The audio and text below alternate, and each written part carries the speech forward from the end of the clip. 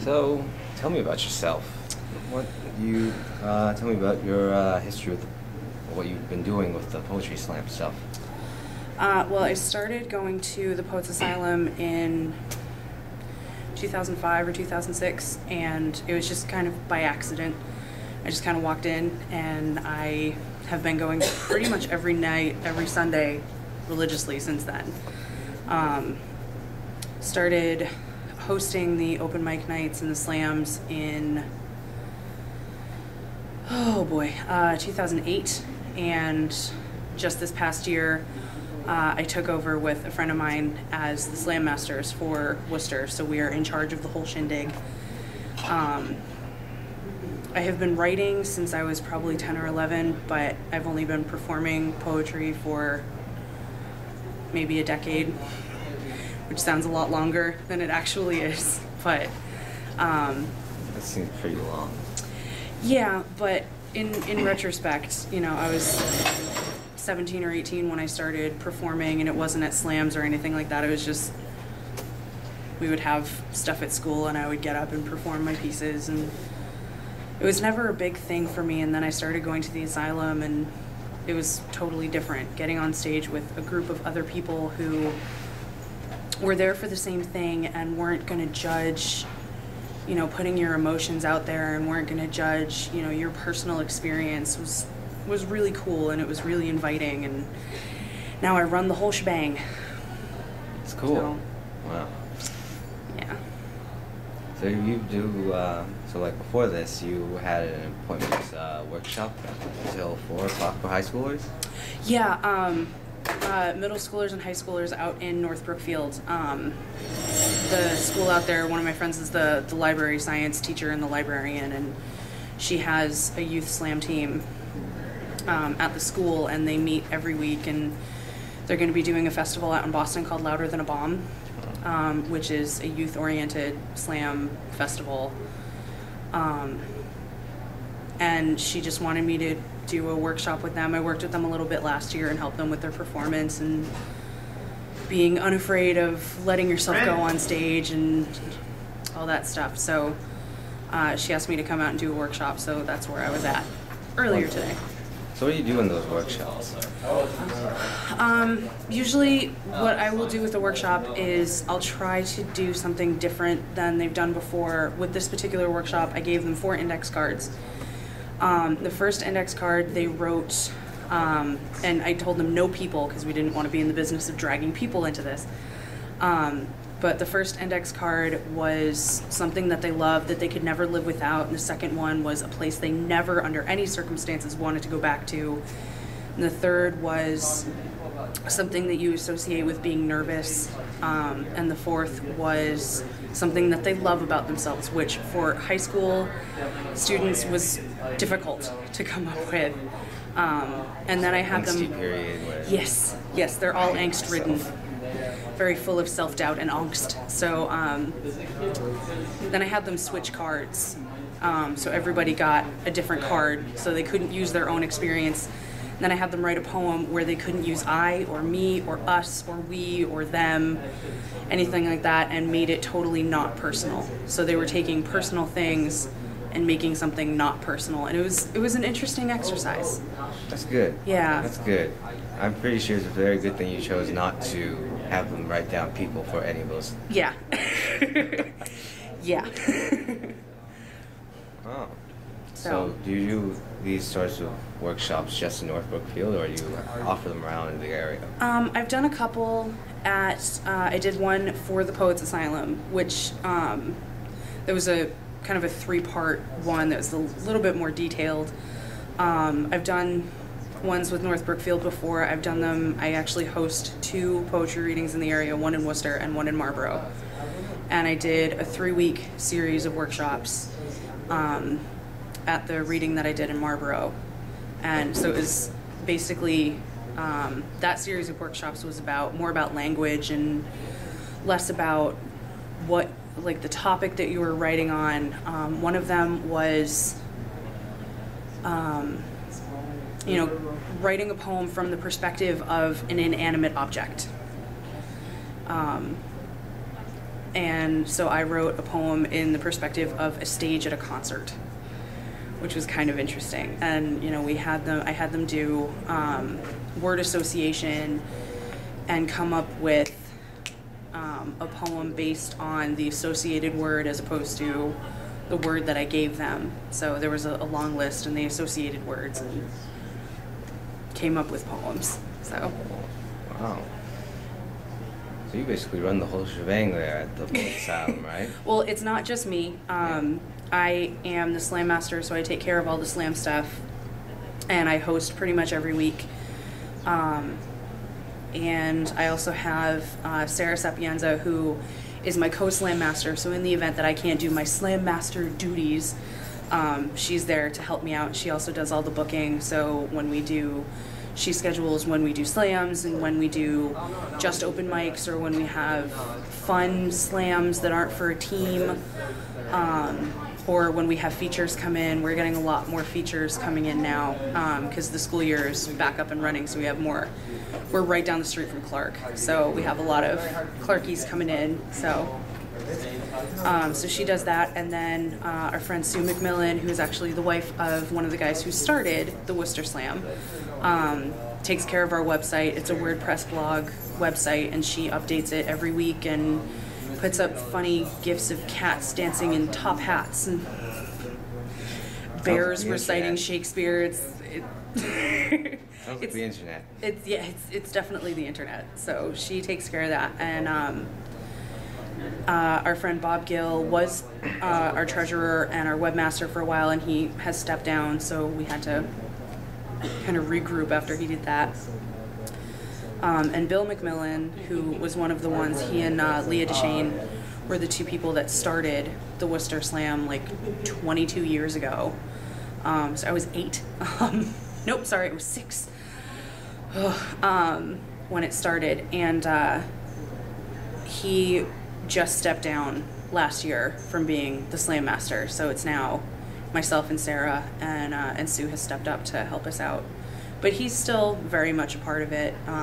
We use his input a lot because he has a lot more experience doing it. So it's good. Yeah, so it's not just me, but the reading in Marlborough is my own thing. It's much smaller. It's not a slam. It's just an open mic, and we usually sit around tables and drink coffee and read poetry to each other. It's a lot more low-key. What do you think makes the Worcester slam scene unique amongst like anywhere else, Boston or Providence? I have not encountered New York enough to make a comparison, but in comparison to the ones around here, so there's Portland, Maine, Manchester, New Hampshire, Boston, and Providence are the other 4 big ones. There are little slams here and there, but those are the 4 big ones. I think that we're really similar in the fact that we all know each other. First of all, it's, we are the North Beast in the Northeast. Is that what you call yourselves? Yeah, actually. I don't know that. When we do regional slams, we call them North Beast slams. So it's, but we even, bring teams up from New Jersey when we do North Beast stuff, and it's a big community where, when we go to nationals, we have the slam family meeting, because there's a lot of us that consider this a family. And I think the Worcester Slam is really similar to Manchester and Portland in that it's, large community coming together once a week to do something. Boston has 2 slams. Providence had 2 slams. I think they're back down to 1 now. But, Providence is very much its own unit. Boston are, very much their own units, but we all know each other and we all share features and we all slam with each other, and it's just, we're the Northeast chapter of the slam family. Wow. So very close-knit even amongst miles apart like Portland. Oh yeah. But I think what makes Worcester unique is that it's, first of all, it's the oldest slam in New England, and it's one of the oldest slams in the country. Worcester has hosted IWIPS, which is the Individual World Poetry Slam, which Bill actually had a big hand in, so definitely talk to him about that.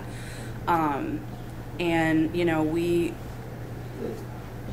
there are a lot of different readings that happen in the city, but the Poets Asylum is the only slam. And we kind of intermingle with each other. And there are other places where you have more than one reading in the city, and they are their own thing, their own entity, and they don't branch out to other places. Worcester, you know, there's the Dirty Gerund on Mondays. There's the Little A Poetry Series on Thursdays. There's once a month there is the Barnes & Noble reading, which happens at Barnes & Noble on Lincoln Street. There's Storytellers, which was defunct and has now come back from the dead, which is more literally about being a storyteller than a poet.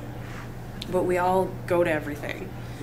You know, people that you see on Sunday nights at the Asylum, you'll go to Monday night at the Gerund and see, you know, 5 or 10 people that you saw the night before.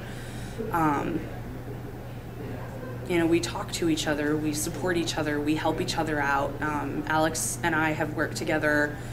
You know, he's asked me to come help him do stuff at local schools for the youth slams, and you know, Bill has helped out with him when they were first getting started, and now the Gerund has become its own thing. They have their own crowd, but we still connect to each other. We still support each other. Other places, it'll be, oh, if you go to that reading, don't come to our reading. And it's not spoken, but there's that tension there, and we don't really have that in Worcester. Unspoken law. Yeah, but Worcester's, I don't know, there's something about the artist community in Worcester, not just slam, but in general, that it just seems more circular as opposed to triangular. More like everything's bonded together. Yeah, it's less egocentric, which is something that you would find at most slams, because there's a lot of egos involved. So I know that Alex was the one in charge of the Louder Than a Bomb. Yes.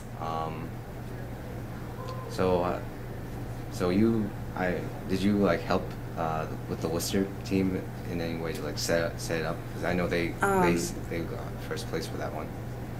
Yeah, the Worcester team. The Worcester Youth Slam used to be its own thing. They were at Clark for a while. And then I don't know if they're doing a team this year, because I think everybody has gone off to college. But the Worcester Youth team was based out of the Asylum for a while. So I was running the slams, but I wasn't their coach. I didn't, mentor them or coach them or anything. But I did help out at Louder Than a Bomb. I was a bout manager out there, so I got to make sure that we had all of the judges and all of the teams were there. A lot of logistics, so. Yes, a lot of behind-the-scenes stuff at Louder Than a Bomb. But that was a lot of fun. And, I do stuff with different teams, different schools that are sending teams to Louder Than a Bomb. I help out either by doing a demo slam with Alex, or like I'm doing in North Brookfield, like helping to kind of mentor them a little bit and coach them before they get there, because they're all very new to it. So nice. I basically tell them, you will want to pee yourself with nervousness on your way to the stage the first time, but that's okay. That's encouraging. Yeah. Well, you know what? You always have to have somewhere to start. Yeah, and I don't believe in sugarcoating anything. I also believe that if you get up on stage and you are not nervous, you're doing something wrong. You should be nervous every time you get on stage. It should make you feel that rush of adrenaline before you get on stage. And if you don't, then something's not right. That's just me. Wow, tough words. Yeah. Yeah, I actually had some people joking that when we pick a team for nationals, for the adult team, to go to the National Poetry Slam competition, which will be in Cambridge this year, so we don't have to go far. The first couple meetings were going to be more like slam boot camp than practice. Oh, wow. That is a very strong description. Yeah. If I'm coaching someone, I push them hard. Yeah. Because I want to get the best out of them. Yeah, you gotta get me all the first place stuff. Oh, it's not even about winning. The thing about slam and performing poetry is that every time you step on stage, and Bill was the one who told me this, every time you step on stage, there is one person in the audience who needs to hear what you're going to say, and you need to perform for them. And that's the thing that makes me nervous when I go on stage, is knowing that there's going to be that one person who absolutely needs to hear what I'm about to say into the microphone, and making sure that they hear it. That's what makes me nervous, and for me, that's what performing on stage in any way is about. It's getting that one person to hear what it is that you're saying, because they need it. So it is about winning. No. Winning is a fantastic perk, but it's not about the winning. I am not Charlie Sheen. I don't believe that everything is winning. All right. Thank you. So let's move on. Okay. So when you started writing, do you have any people who inspired the way you write? Like other poets, or Yeah. just people in general? Well, people in general. When I first Both. started writing, when I was younger, the people who mainly inspired me, and it was probably more topic-wise than anything else, was my family. And I still write about my family a lot. Probably every third poem that I write is about my family in some way. So they were the ones who really inspired me topic-wise. As far as style-wise, it has changed so much over the years. You know, at first I was very much like, I'm gonna yell into the microphone because I'm performing this really intense thing, and that's just unnecessary. But, you know, poets that have inspired me have been, you know, poets in this area. Bill and Sue, especially. I call them my slam parents. You know, my friend Jeneth, Leah, has inspired me a lot.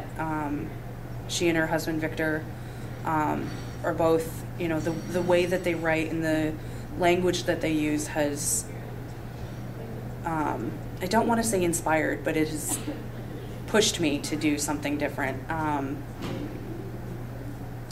You know, some national poets, Rachel McKibbin's, her fearlessness has really gotten me to come out of my shell a little bit.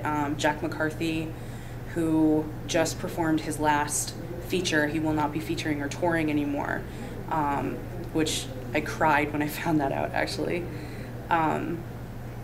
His style, he's just very, it's so natural. It's like he's telling a story every time he performs a piece. And he called himself a stand-up poet instead of a stand-up comic. He was a poet, and that's, you know, that influenced me a lot. The ridiculousness of Mike McGee,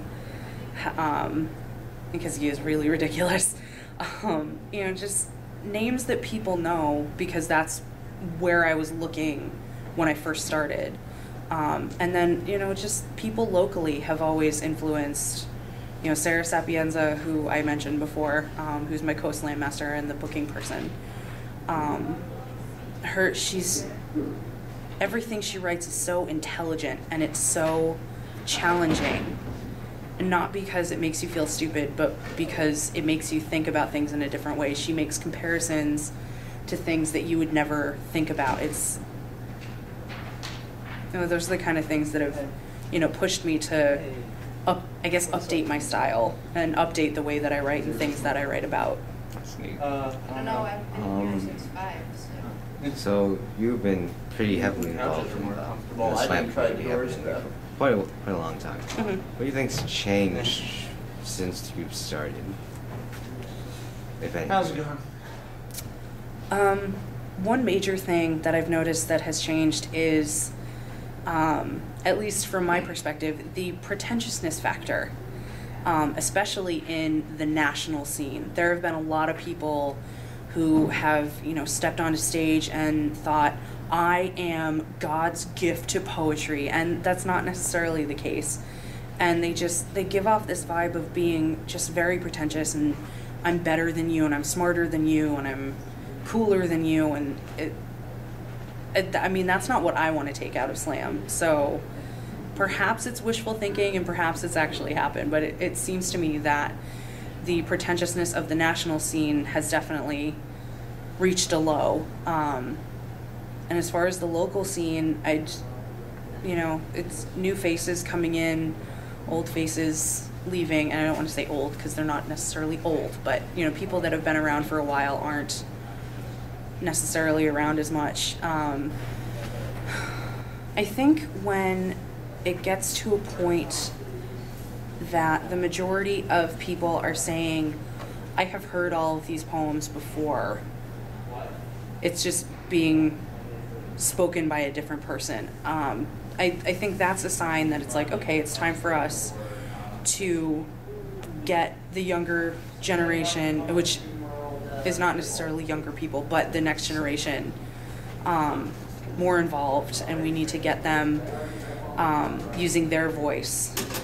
And so there's a point where it's more like it becomes, you feel like you've seen a lot of it, and like you want to see what the next set of people can bring out of it. Yeah, absolutely. There's a couple people who have said, I'm not going to go to slams anymore because, they would rather come to an open mic and a feature because they want to hear what people outside of this area are doing.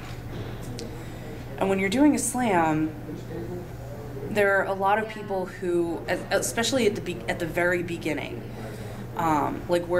we have just started our preliminary slams for our 2013 team. So at the very beginning, you find a lot of people who are kind of resting on their laurels and using pieces that they know did well last year. So we'll use that to get to, semifinals or finals, and then we'll bring out the new stuff. Hey, this works. I think I'll just keep using it. Exactly. I've actually retired poems from Slam for that reason exactly. It's like, I know that this is done well, and I need to do something different now. Time to innovate. Yes, let's come up with something different. So I think when it gets to that point that people are saying, we've heard all this before, it's time to get some new voices in, then that's when they start to bring in the people who have only been doing it for a couple of years and say, okay, let's get you on the other side. Let's see how you will do if we say you get to host tonight, that kind of thing. That's basically how I started. One of the old hosts had to leave because of scheduling conflicts on Sunday nights, and Bill said, okay, you've been here, let's give you a shot, and it's been downhill ever since. Wow. So I've been, that's how I started, was literally because they said, okay, let's see what you can do. So I've been doing that for 4 years now.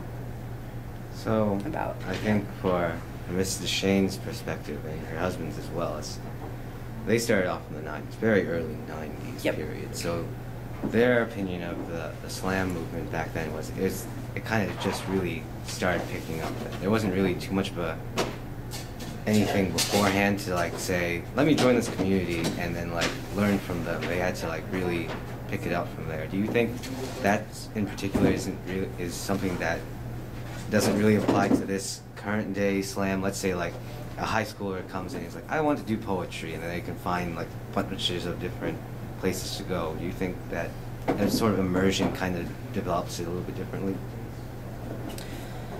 I think it definitely has an effect on the community itself. When Slam first started, the guy who started it, and if I forget his name, Bill will kill me, but I've forgotten his name.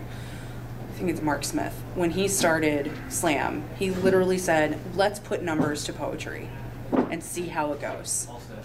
Oh my gosh, and thank you. It started. Slam was born.